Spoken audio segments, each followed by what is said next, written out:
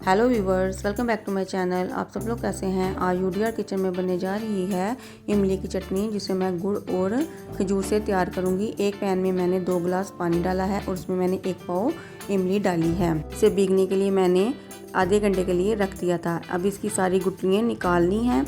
अब एक ग्राइंडर जग में मैंने सारा पल्प डाल दिया है। अब 8 से 10 खजूरें जिसकी गुठलियाँ निकालकर मैंने पानी में भिगोकर रख दिया था, वो शामिल करनी है। जब ये ग्राइंड हो जाए तो इसे एक पैन में डालना है और फ्लेम ऑन कर देनी है।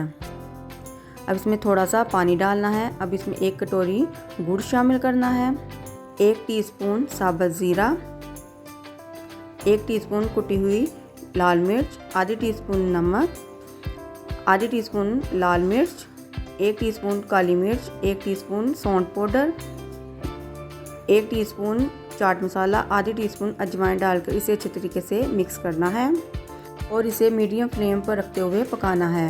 चटनी में उबाल आ चुका है। अब मैंने इसे थिक करना है। जब ये थिक हो जाए तो इसे ठंडा होने के लिए रख देना है। स्पाइस आप अपने टेस्ट के हिसाब से डाल सकते हैं। चटनी हमारी बन चुकी है। ये देखें कितनी टेस्टी और मज़ेदार चटनी तैयार हुई है। मैंने कलर नहीं डाला, मैंने ऐसे ही इसे तैयार किया है। आप इसमें कलर डाल सकते हैं। अब मैं इसे सर्व करती हूँ।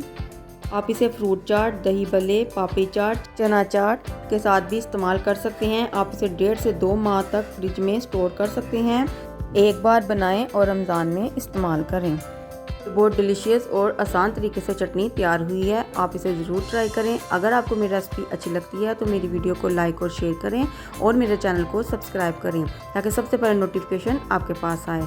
आप कमेंट में बताएं कि आपको ये डिलीशियस खट्टी मीठी चटनी कैसी लगी है। आप अपनी दुआओं में याद रखें। शुक्रिया।